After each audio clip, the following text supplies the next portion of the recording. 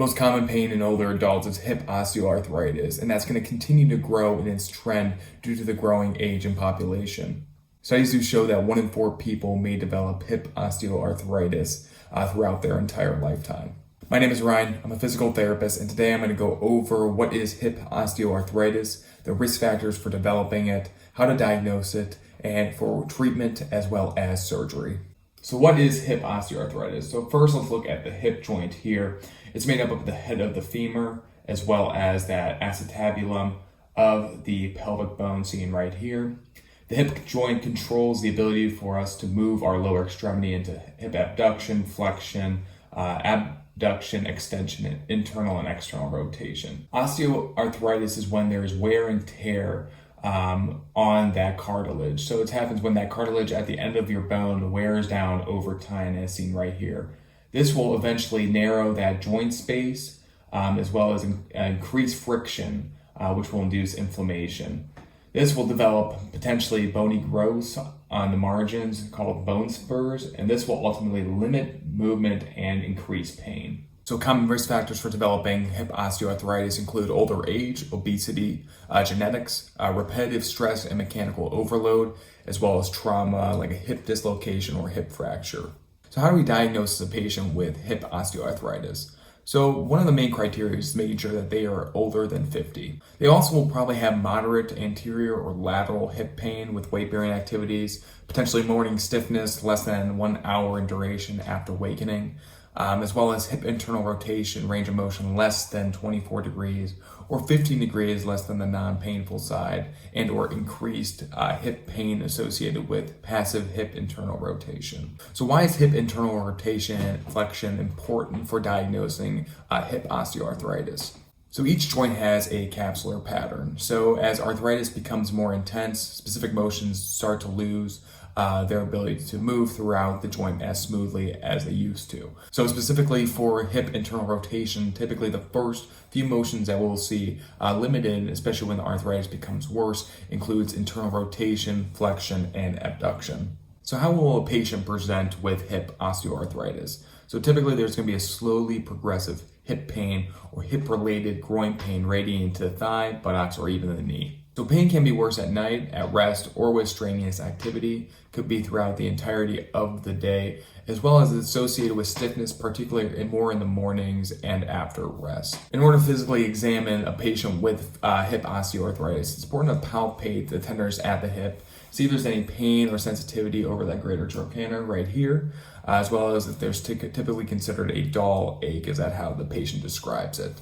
Also, you might be able to notice crepitus with movement, that is that cracking and popping or grinding sound when that joint moves. You're going to see while the patient is walking an antalgic gait pattern, which is just going to be a painful gait pattern. Could possibly even see a compensated Trendelenburg gait. And specific exam findings or tests that we can do to help diagnose hip osteoarthritis include your intra-articular test. First off, we have just simply pushing that hip joint into excessive flexion and internal rotation, applying some overpressure to it. If there's pain, if there's crepitus, that will indicate potentially that there is hip osteoarthritis. Next, we have the Scour's test. For all these tests, patients will be lying supine, and the knee that is going to be examined will be flexed. The examiner then will move the patient's leg into flexion, adduction, and internal rotation. And while maintaining that flexion and adduction, the examiner slowly circles the hip in a clockwise and counterclockwise motion while applying pressure through that hip joint. And then the examiner is just observing for any pain, clicking, or any catching sensation. Next, we have the Faber test, or flexion, abduction, and external rotation test. Patient once again is lying supine, and the examiner will flex, abduct, and externally rotate the patient's hip. The patient's foot is then placed on the opposite knee, forming that figure 4 position, as kind of seen right here. And then the examiner does apply a gentle pressure downward onto the patient's knee, stressing that hip and the SI joint. And finally, we do have Fadeer's test, or flexion, adduction, and internal rotation. The patient does lie supine as well. The examiner then will flex that hip to about 90 degrees and adduct the leg while internally rotating it.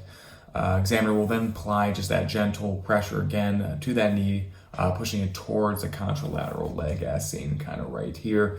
And then looking again for that pain, clicking, or any decreased just motion in general. So how do we treat patients with hip osteoarthritis, especially conservatively?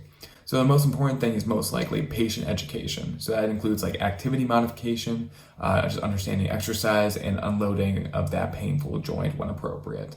It's also important to address the functional gait and balance training. So this can just mean just using a assisted device to help support that painful lower extremity. It can include a cane, walker, and whatever else that the patient would prefer. Manual therapy is also a very common technique to help with improving the symptoms surrounding hip osteoarthritis. So PTs can provide joint and soft tissue mobilization to help provide pain relief and improve tissue flexibility. Then we just have exercise to help increase our flexibility, our strength, and endurance. So PTs will help address these impairments in an examination and create a plan of care and focusing on improving these issues. So what if conservative management does not work for hip osteoarthritis? So this is when a total hip arthroplasty or total hip replacement might come into play. There's a bunch of different approaches that can be made for a total hip arthroplasty. These approaches include posterior, anterior, and laterally, but they're all with specific precautions after completion of that surgery. Primary goal of surgery is to relieve that pain and regain that motion so that the patient can get back to doing what they like to do. Here we have that replacement of that femoral head and acetabulum of that hip. The head is completely removed of the femur here and is shaped for the stem. Then they place a ceramic femoral head replacement. The stem is placed within that femoral bone. Then the head is attached to the stem here. The acetabulum then is replaced with the stainless steel acetabular shell. And then it can be fixed with screws, but maybe not.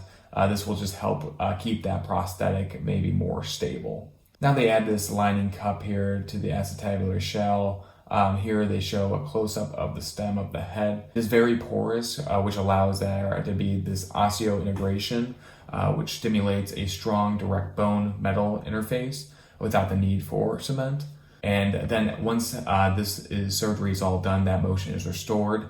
There's that initiation of that therapy services to improve the overall function, regain strength and motion. So I hope you learned a little bit about hip osteoarthritis. Hope you enjoyed the video. Please let me know if you do have any questions or concerns down in the comment section. And thank you so much for watching.